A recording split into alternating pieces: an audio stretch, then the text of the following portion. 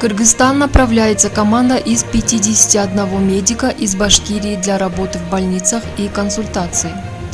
Прорабатывается вопрос направления в Кыргызстан большой группы врачей из России.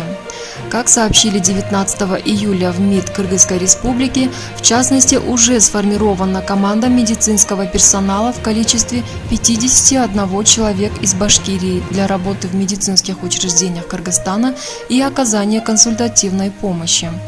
Прибытие группы врачей ожидается уже 22 июля. Кроме того, по договоренности между правительствами двух стран, в ближайшее время планируется прибытие гуманитарной помощи по линии МЧС России. Также из Чечни ожидается поступление гуманитарной помощи в виде медицинских препаратов и средств индивидуальной защиты.